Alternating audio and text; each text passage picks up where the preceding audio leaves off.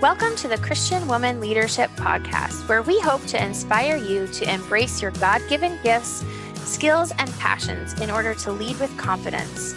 We want you to remember that you are fearfully and wonderfully made in the image of God, and you are fully loved by Him.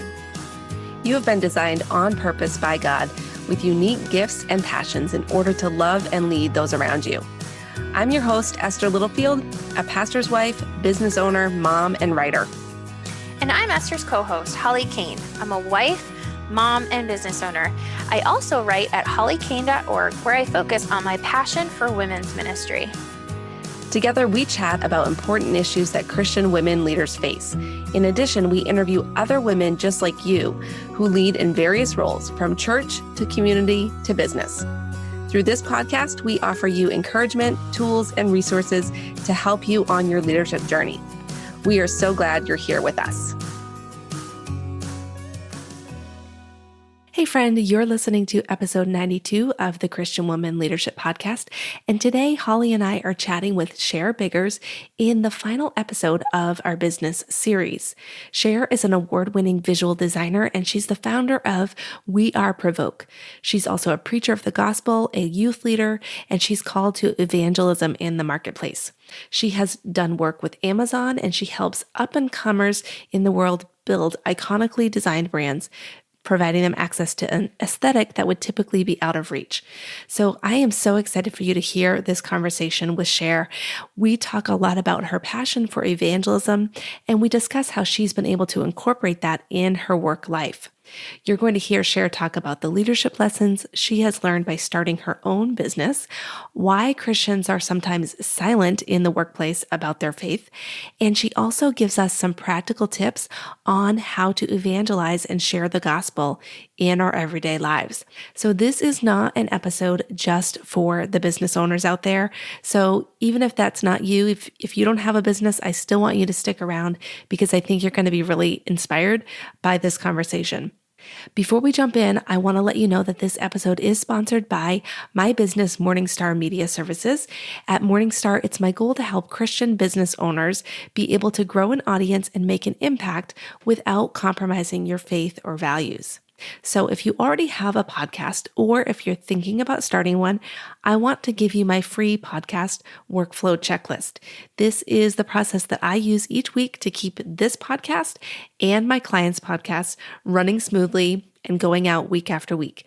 So you can get that checklist by texting the word podcast to the number 917-905-8801. So you'll get that sent right over to you when you send that text. Now, you can also get all the details that we talk about in this episode at estherlittlefield.com/episode 92. So if you want any of the links that we talk about, or if you want to get that number again, just head over to my show notes page and you'll get all the info. Now let's dive into our conversation with Shar. Welcome, Shar, to the show. We are so glad to have you here. Thank you. I'm really, really happy to be here. Speaking with you both, I'm very excited. Well, we would love to start off with hearing a little bit more about yourself and what your life and your leadership looks like right now. Ooh, very interesting. Well, I'd say right now I'm on very much an acceleration track that I did not plan to be on. So essentially right now I am in the middle of launching, or I've launched one and I'm in the middle of launching another business. I am technically right now operating as the CEO of a design studio, and I am also operating a cell phone case, a luxury cell phone case business. It's my second cell phone case business. The first one was very much, I believe, a divine idea that I received while I was in college. So it helped me pay for school. So now I felt it in my heart from the Lord to relaunch it, but I had a few visions of cell phone cases, and they were very particular, and they haven't been created before. They were like completely new, innovative visions. So I am in the midst of launching that as well and prototyping that as well. So I have a lot on my plate because of the fact that I am also called to become an evangelist.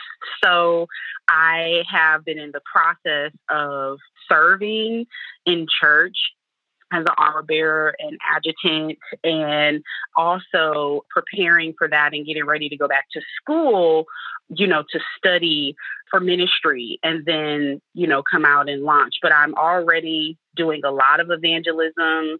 The Lord has me evangelize pretty much everywhere that I go, and really miraculous, amazing things happen and people decide to convert to Christ. So it happens in some of the strangest places, but one of the spaces that he has told me I'm calling you to is doing that in the marketplace. So in business. And that actually started before I transitioned over into business when I was working in corporate, which was actually just a year ago. I worked for Amazon. And it really started to begin there where I started to feel the promptings to evangelize to either associates or people that work there that I barely know, or sometimes people that would just come up, we would cross paths at Amazon and I would feel the prompting to give them the gospel. And that became very, very tricky. As you can imagine, I was very afraid at first of doing that at work. So, but yeah, anyways, that is sort of, fast forward after that, I left Amazon exactly a year ago, almost exactly a year ago, but it was January of 2019 after I felt the prompting to go ahead and launch both of my businesses. So that was a very scary transition for me, but it's all definitely working for my good. I've been able to land clients, and some of the clients I've only been able to land after the Lord has prompted me and said, I need you to evangelize to this one. And usually in the marketplace, that feels scary to do because you don't want to lose a prospective client you haven't landed yet. Yet it actually worked in my favor and ended up being the reason they chose me. So this is very much in the thread of what I do. And you'd be surprised how common it actually is as to how much it's helping my business grow. But that's not what it's about. But it's just like, it's very interesting how the Lord has sort of tied the two together, if that makes any sense. Let's chat about your business journey for a few minutes. And I know you shared that you were working at Amazon and then now you have started your own branding agency. So can you tell us a little bit about what led you to start your own agency and how that happened? Yeah, absolutely. I, of course, come from the design space. So I operated as a senior designer, also a lot of art direction. And I went to school for that actually after I left neuroscience. I went for business and then turned around and went for design as I began to see that I was actually called to more of a creative space. And so I found that I really, really enjoyed the creative space of like visual design, branding, packaging, editorial, print work, magazines. I loved all of it. And I knew that I needed to get a portfolio in that. So I went into that space and I was able to graduate at the top of my class. And I got a lot of offers. I actually am from Atlanta, Georgia, and a lot of the offers I received was in New York. And so I actually came to New York and got into ideation design. That's basically where you brainstorm on behalf of the client and come up with new ideas, whether that be for the conception of a business, whether that be to grow their business, whether that be to take over a new vertical, whatever, if their business is having a hard time and they need to remain on top, they would come to this particular agency to do so. We had lots of big clients from AARP, USA Today, Oprah, you name it, like we had that. And so that really helped push that passion. And eventually I went to the Hillary campaign. I went to Amazon, Condé Nast, got an opportunity to work with Google. And I just knew that I found my space. But I think the biggest thing about it was that I wasn't seeing the type of creativity I wanted to see for the type of businesses I wanted to see it for. It was sort of like, hey, we want to produce change in the space of branding and design and use design to change things. But I was finding that what I would call like the have-not didn't have access to that, and the have did. And I had no problems with the haves having that, but I felt like I'm not seeing a lot of women-led businesses get the access to branding that they need for startups. I'm not seeing them gain the market share that they need. I'm not seeing it for minorities of any type. And I found it to be super dominated space as far as venture, getting investing goes, getting a VC, as far as being able to have access to strong branding goes, they didn't. And here I am working with Fortune 500s every day, and I'm not seeing women or minorities have a seat at the table. I'm like the only one of both. And it was sad for me to see it at agencies, to see it in the corporate world, even if I'm in-house. And so I began to have the idea to produce something that was going to help this group, these two groups that I felt I wanted to see them succeed. I wanted to see them have a chance and to look the part. Why can't you look like Coca-Cola? Why can't you look like Apple? Why can't you have innovative ideas like that? Why can't someone help you get there? Well, I have all of that experience. That's what I did every single day. So I made the decision to create that, to just be the one to create it, instead of complaining that they're not getting that shot. I feel like they're just getting recognized or we're just starting to see a focus on it and funding. But it hasn't trickled down to design. And most of your new businesses that are successful are design driven. And this is information that I know, but it's not information that the vast majority of entrepreneurs know. So I have essentially launched this studio to either consult individual entrepreneurs who can't afford it. I've done my best to make this affordable because of the fact that I want to see people make it. And so I've done my best to make the one-on-one consulting where I offer teaching them how to do it for themselves. Okay, you have the desire to be an industry leader, or you have the desire to be a Fortune 500. Great. What do you have right now? Let's have a look at it. Usually it's not anywhere near, a Fortune 500.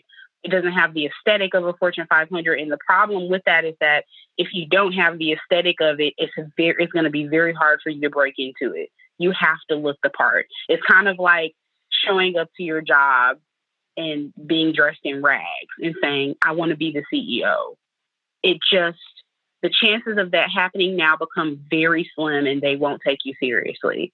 That's the same thing that happens in business when you don't have strong branding. The customer gets an idea of you. The industry gets an idea of you. You essentially glass ceiling yourself. And so I spend time teaching this one-on-one to people who want to understand it, know it, and then also put into action a plan to create a stronger brand.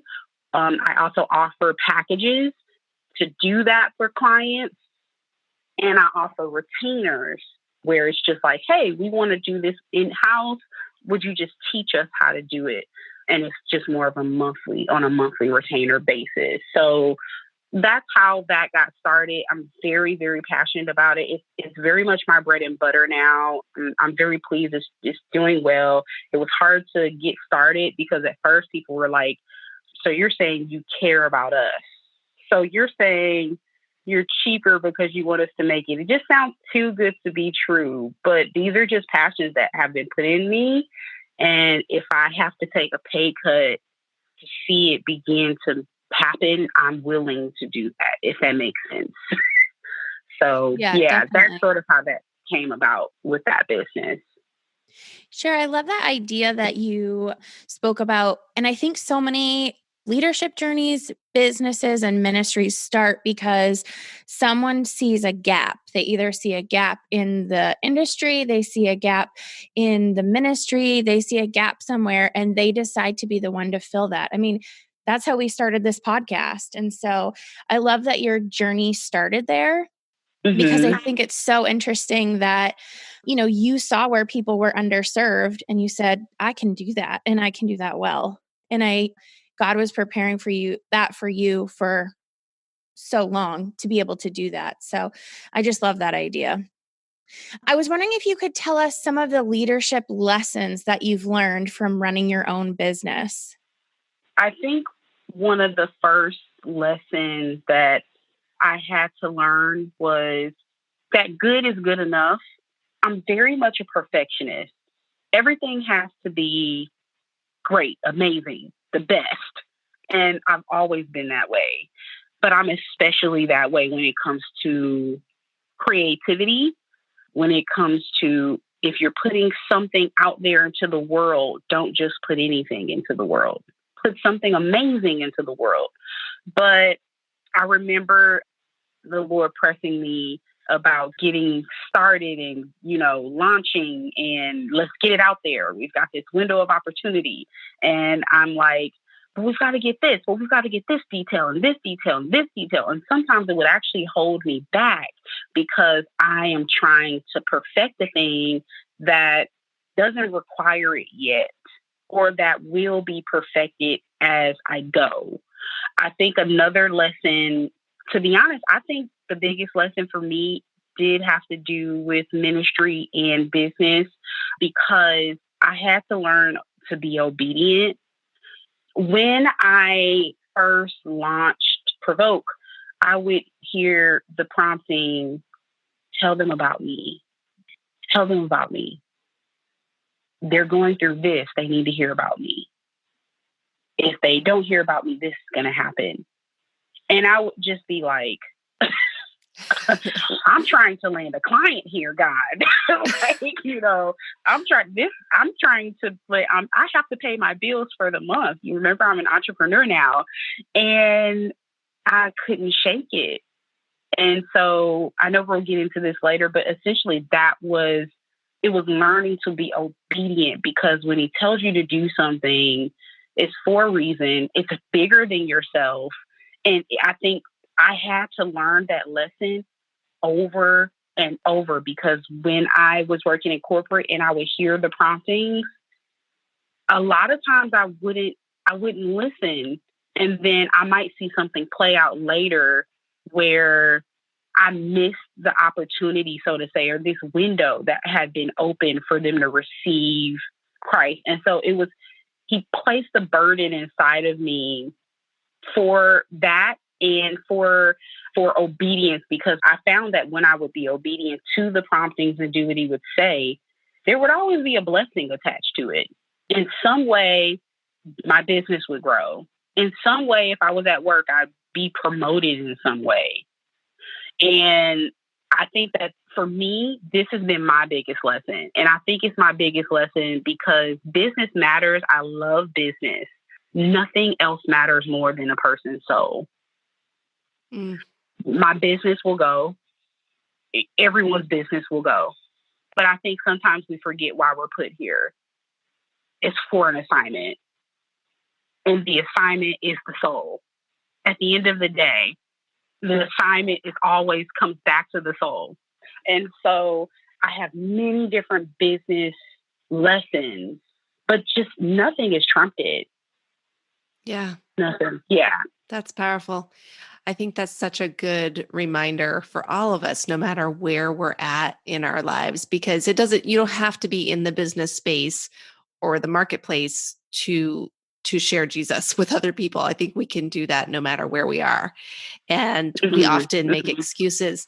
So I'd like to just dive into that a little bit more. Why do you think that many Christians are silent about their faith in the workplace specifically? Well, if they're anything like how I was afraid of it affecting my job. Like, am I going to get fired?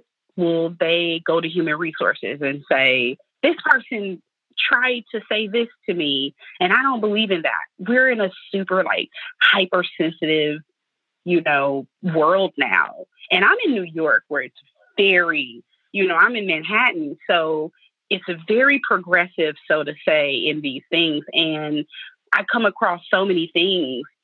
I think that when I first began to feel those promptings, I was terrified. One, giving the gospel is scary. You don't see it much. The only association I had with it was seeing people that are on the streets yelling and with hellfire, and I didn't want to be that person. So I was just like, what? What do you want me to do? You want me to say that you love them? Oh, they're in the middle of doing a photo shoot, and so it would seem out of place. I think that's what it was. It felt out of place. It felt like there's a place and a time for this. This is the wrong place. But who am I to tell the Lord it's the wrong place? I have no idea if this person will see tomorrow. And being that I've gone through that now a few times, I mentioned earlier seeing a few people that passed away, and I actually felt the promptings then to tell them about Christ, and I didn't know it would be my last time seeing them. It's actually happened to me a handful of times, even a family member, even recently. It never stops being painful. And so I think that that's the reason why. I think another reason, too, is the fear of rejection, the judgment we think will come from it. And I think also the fact that, and I won't say this, of course, about everyone, but I think a lot, we have so many different types of Christians. We have Christians that read the word and Christians that don't. A big percentage of Christians, they learn about Christianity through their pastors. And a lot of times pastors, if I'm going to be honest, we're telling people what they want to hear right now because there's so much going on politically and in our society that can legally get people in hot water. People are afraid, but our silence causes more persecution because when we finally open our mouths, we might not have the right to open our mouths, but that's what happens when we don't do what the word says. And if we were reading it for ourselves truly and focusing on the Gospels and doing what Jesus did, like we're Christians, we're supposed to be little Christ on the earth. And if you follow what he did, that's what he did. He said, go out, make disciples. And so how do we skip over this and say, no, I'll just focus on making my own life better? And I remember when the Lord confronted me with it and said, it's selfish. It's selfish to walk past all these people and not care where they end up and only care if you make it. And my whole perspective changed. I can no longer just think about myself and myself making it. And now my soul cries for everybody. If a soul leaves this earth and I know no one reached them, I cry. And it's the burden of the Lord on my heart. It's what he does. I'm actually feeling his heart cry. And that's actually where we should be. And you'll know you're there when you start feeling the burdens that he has, because one thing that's consistent for every Christian is that every last one of us is assigned to this. Not just the pastor, not just the evangelist, not just the anything. All of us are assigned to this. And if you're spending time in the present the way you should, you'll start to pick it up. And I know because I've evangelized so much that when I watch people begin to create their relationships, and I try to sort of disciple in a way that their relationship with Christ is very authentic. It's personal. It's not just about going to church on Sundays. Have you gotten up today to spend time with Christ? Have you gotten up today to go into prayer, worship, talking to him, just being with him, just putting him first because he wants you to love him and he wants to love you. He just wants you. Have you done that?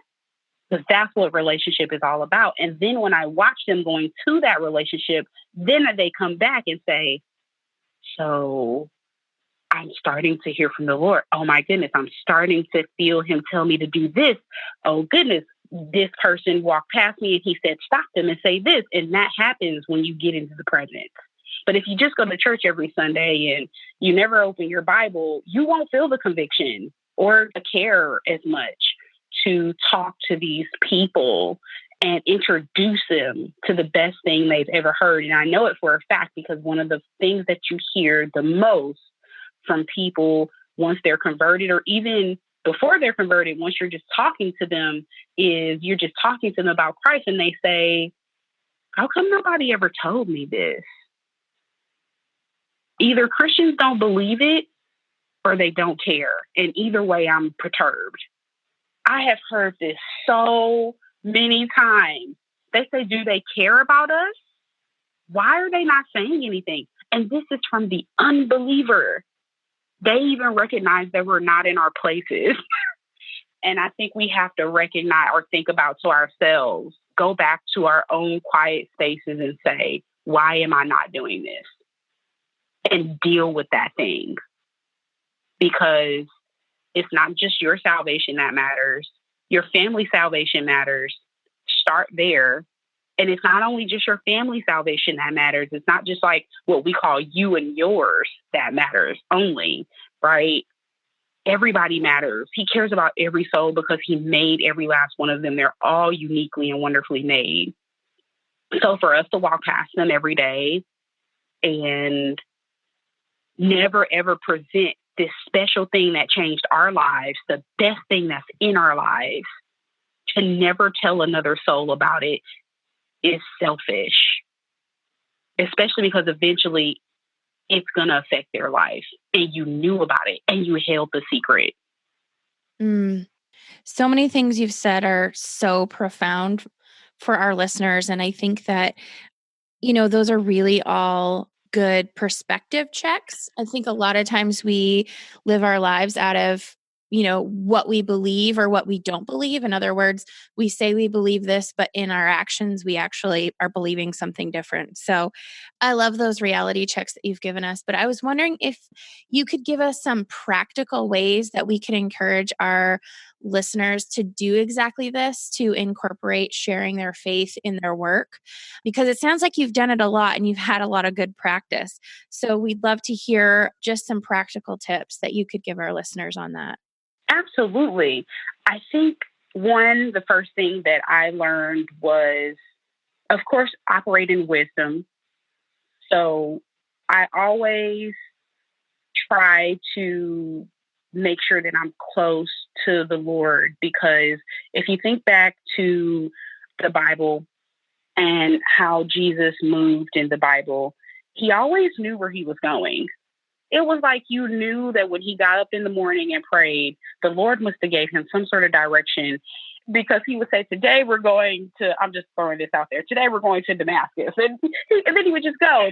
It was just like he had this direction that the disciples, they just went along with it, right? And I truly believe, from studying his work, that it came from those morning prayers where everyone else was asleep and he would get up and go and pray. And when you do that, you become more in tune with where he wants you to go and what he wants you to say. And though there is another method of just talking anytime you see an opportunity, you can also do that. When you see an opportunity, one thing about that is the Lord always backs you. You'll never see the Lord say, why did you preach the gospel right now? It just won't happen. He's going to make a way for it to work out, and he'll cover you, protect you. You'll never see, anytime the Lord has an investment in you, inside of you. What I mean by that is there's something you're adding to the kingdom. There's nothing more important you can add to the kingdom than souls.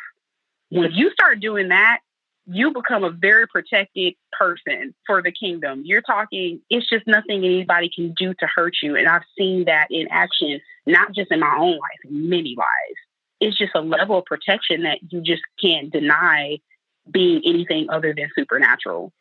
And so for me, though, I like to hear where he wants me to go and what he wants me to say. And so I try to pay close attention to that, and I'll feel the burden for people, or I will, even sometimes a person might be agitating and I'll say, oh my gosh, they're agitating me. Anytime someone really agitates you, you're either assigned to them for intercession and prayer. He wants you to speak to them, and that's why it's agitating you so bad. or he wants you to stay away. And you have to be able to discern the three. And so discerning is very important, and you should always get that. And that comes by being in it. That really does come by studying his word, prayer, being in his presence, worship, those things, fasting. So I'd start there. And then after that, whether you decide to just, go up to a person or hear it by faith, I sort of play it by ear based on what I'm seeing. If I have no relationship to the person whatsoever, I might just start a conversation with them. Usually has nothing to do with Christ. I'm just starting the conversation. I used to do this thing when I first began to evangelize, where I would say to the Lord, open the door for the conversation. And as a person that's very new to it, this is highly effective. All of a sudden, people would just bring up religion and they didn't even know why. They would say, I don't know. They would say, so did you go to church on Sunday? And they wouldn't either didn't know I was Christian, or they briefly heard or assumed, and they would bring it to me. Or they would say, so how did so-and-so come about? And it would just be just enough to open the door, because I, at the time, was very afraid of this. So that was a highly effective. I would say, Lord, set the conversation up, tell them this, open up this. And, and I would pray heavily before I walked up to them that the Lord would be in the conversation. I mean, I don't think there was a time he didn't do it. He always did it. And so they would be the ones to bring it up. Now I'm to a point where I don't necessarily need that. I know how to maneuver the conversation to get it out of them. Like, to start, I might say something like, so I don't know, what are your thoughts about something? Or I would just pick their brain about a certain topic that's like almost going there, but it's not quite. And then I'll turn it into a deeper conversation, especially if we have the time. So I think one of the biggest things is have time. I try to always do it, and I try to personally do it privately. Either it's one-on-one, and there's many different types of evangelism. It doesn't have to be one-on-one. I'm specifically mostly called to one-on-one evangelism. So usually I'm in a setting where I at least have about 30 minutes I can spend with the person. And so I'll just pick their brain. I've done it with cashiers. It's like I'll walk up to a cashier and I'll say, Lord, I pray there's nobody else that comes in here while this happens. And it won't. And it won't. And I'll walk up to them and then I'll just pick their brain. I'll say, where did you come from? How'd you get here? And people love to talk about themselves. That is no problem. They love to talk about themselves. And then that always goes into deeper conversation. And because they love to talk about themselves, it's very natural to then turn that into, let's talk about yourself and God.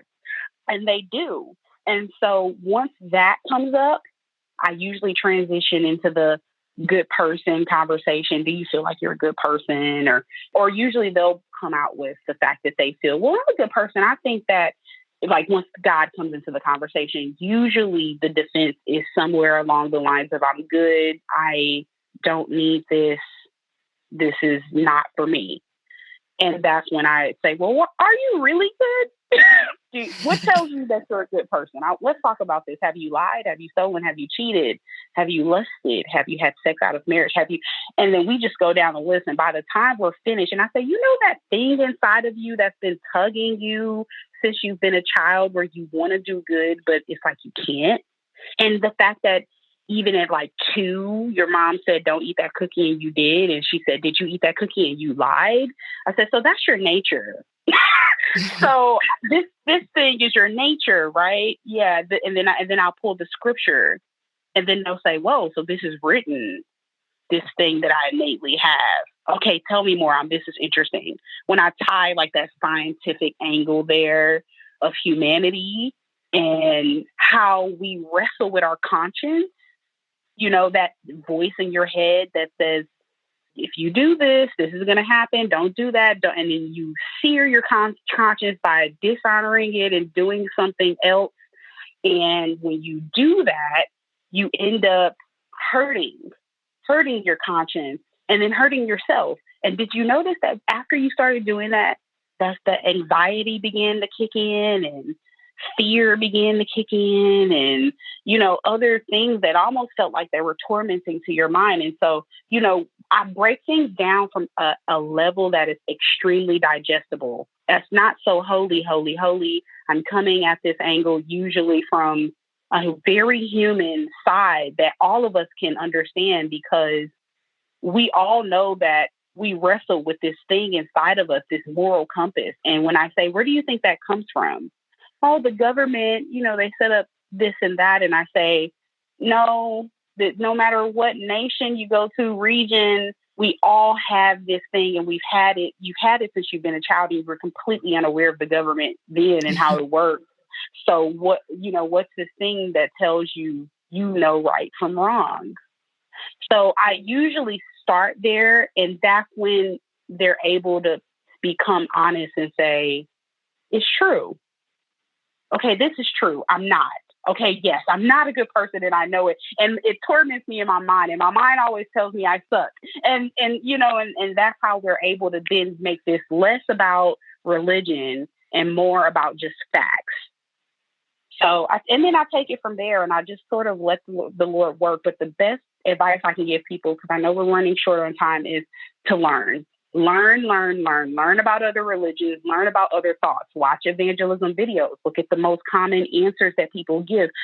It's nothing wrong with really delving into this and literally letting yourself drown in the information. I don't want to say drown, that's not maybe the right word, but just really get in there, because you'll be surprised. Then you'll be really equipped. Anything that you're going to start to do, what do you do first? You train yourself in it. You prepare, you study. And so you need to basically become a student of humans and how humans react. And you'd be surprised how very common their reactions are to things. So if you just prepare yourself in that way, prepare yourself in prayer, begin to concern yourself with the things that God is concerned with. Listen, trust me. You probably won't even have to pray. He's going to bring the people. Why? Because so many are perishing. We need so many workers. It's not funny. So if you just start to make the move, he's going to meet you there. That's like a 100% guarantee. Yeah. So, yeah. Oh, wow. I love everything you just shared, Sharon. And I just love how you broke down how you have that conversation. It's so helpful. And I think too, one thing that I took from that is that you probably, the first time that you had that conversation, it probably didn't go super smoothly. Like, you've probably made mistakes, and you've probably just learned the more you've done it. And, I think that's something that holds a lot of us back, is we're worried we're going to say the wrong thing, and we're worried we're going to mess it up. And like you said, if you're sharing Jesus with somebody, God is going to cover that conversation. He's not going to be mad at you for sharing Jesus. So it often just takes that bold step of faith of just, I'm going to start a conversation with someone and see where it goes. So I love that. So absolutely. Yes. Yeah. I know we're getting ready to wrap up our conversation. So I'm going to ask you we're just going to ask like 2 more questions. So one more question for you is, and I'm going to bring it back to business a little bit. Just if you could share advice with someone just starting out in the business world, maybe they're thinking about having their own business at some point, what would you tell her? Wow. I think being a company, an entrepreneur that cares so much about women-led businesses, I would say, one, make sure that you, of course, being that I'm in branding, I'm going to say, make sure that you look the part. Look at your business like you would a very, very high potential job. And what I mean by that is, let's say you start out as a, mid-level worker of some sort in the corporate world, and you know that you desire to be the CEO. Now, everybody does not desire to be the CEO. Some people just want to be manager. Some people just want to be a director. Some people want to be in the C-suite, but they don't want to be the owner, right? Everyone has different objectives, but regardless of what your objective is, you should want to be good. So would you show up to that job in your pajamas? Would you show up to that job in rags? Hair's not done, not washed, just you look a complete mess on the first day. And then say, I want everybody to take me seriously. And I want a promotion within a year. And I want to make a 6-figure salary. And I want it to take care of my whole family. And we could keep going and going. And if I kept going, you would say, well, that's ridiculous. That'll never happen. Business is the same way. If you launch a business, it's a very, very, very, very vital that you look the part, because you have many, many competitors. And then Instagram is its own thing. There's so many businesses on Instagram, but if Instagram shuts down, will your business still exist or will it die? And if it will die, it's probably because the focus is too much on that versus building the business itself and the design of the thing.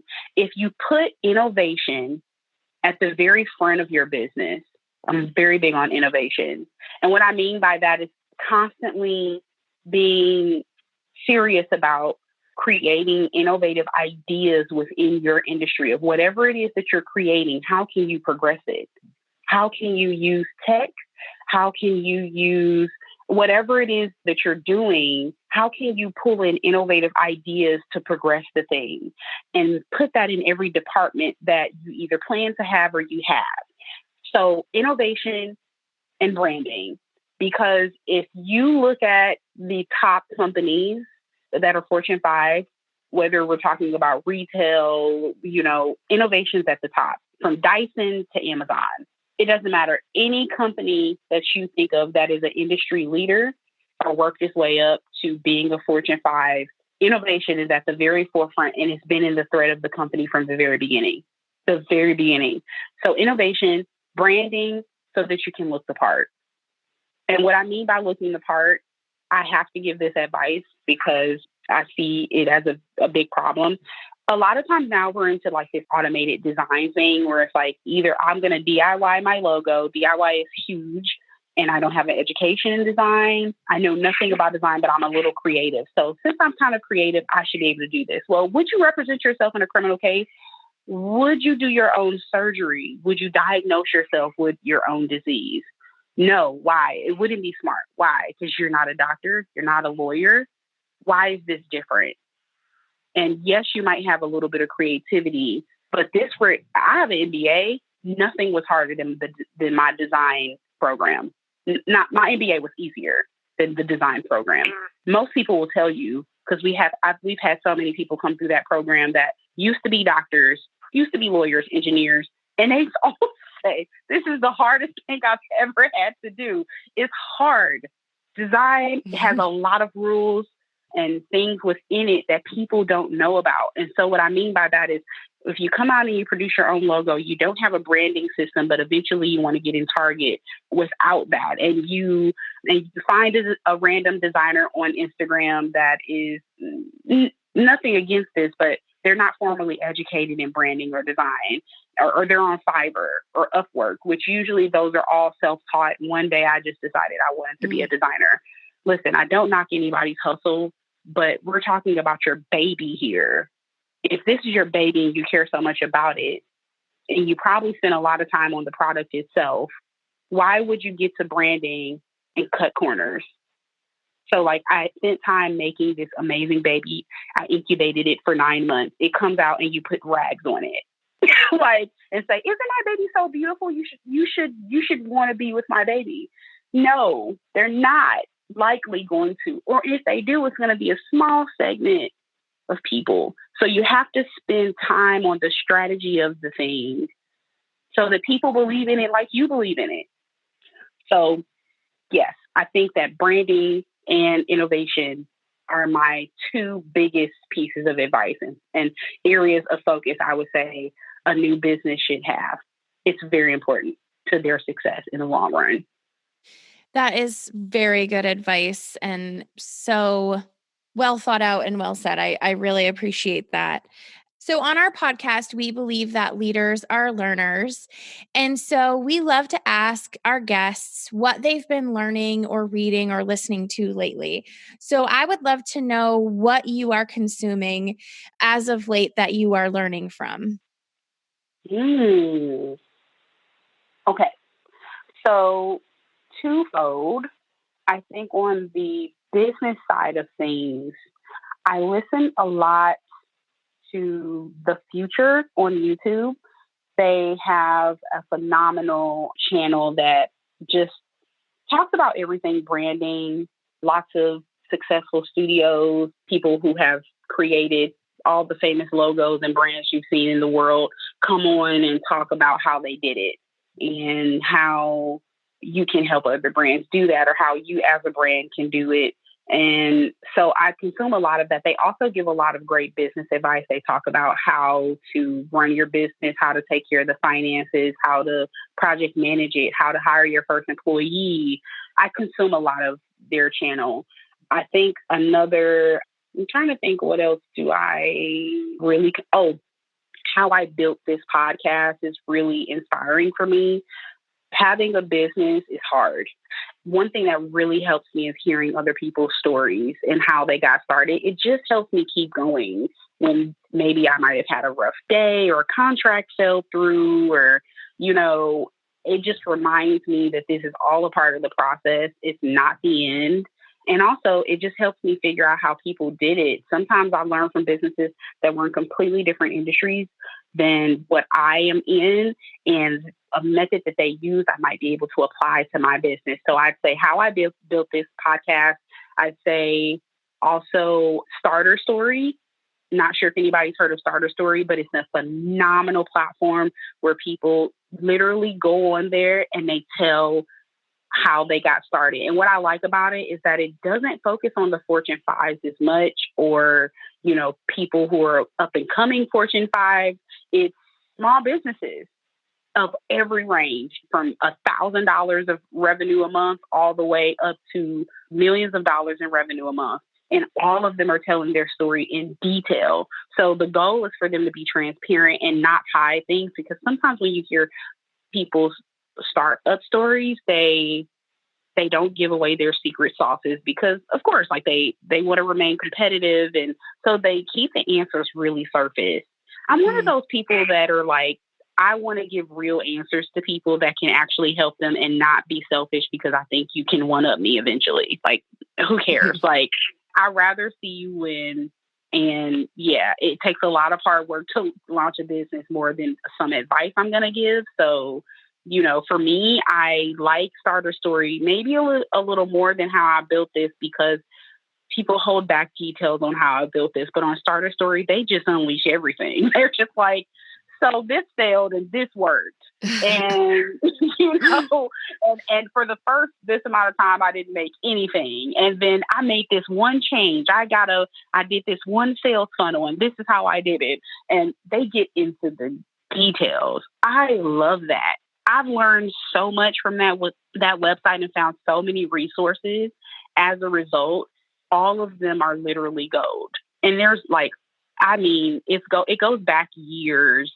I think they release I don't know how many articles a day, but the amount of content on there, especially even in your own industry, there'll definitely be lots of starter stories within that have launched the exact same business that you've launched that you can learn from. So I'd say that one is gold for people that are launching businesses and has been gold for me more recently.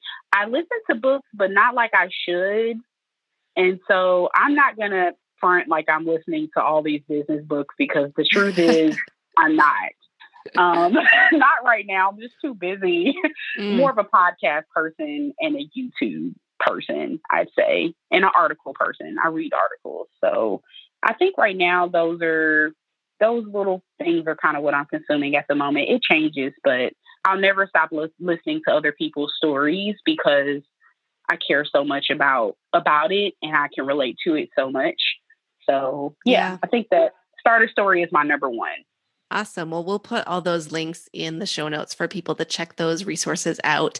So, Shar, thanks so much for being with us today. We would love to just have you share how people can connect with you. And if you have anything that you want to share with our audience in terms of an offer or anything like that, feel free to do that right now. Absolutely. So you can find me on Instagram at We Are Provoke. And then my website is weareprovoke.com. I would also like to offer a 10% discount to any listeners who are interested in learning about branding or how to do branding for their business or need branding for their business. So whether it be one-on-one consulting or it be brand packages, we can help with that also.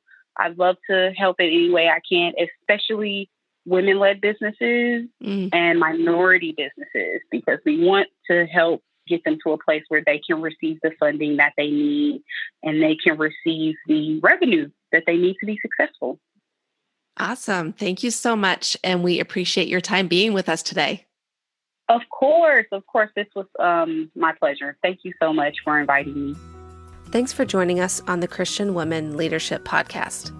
If you enjoyed this conversation, come and join us in our private Facebook community. We would love to get to know you better so that we can make sure the podcast is providing what you need. Plus, you can share your questions and ideas, and you'll be surrounded by incredible Christian women leaders. To join the group, visit estherlittlefield.com/group.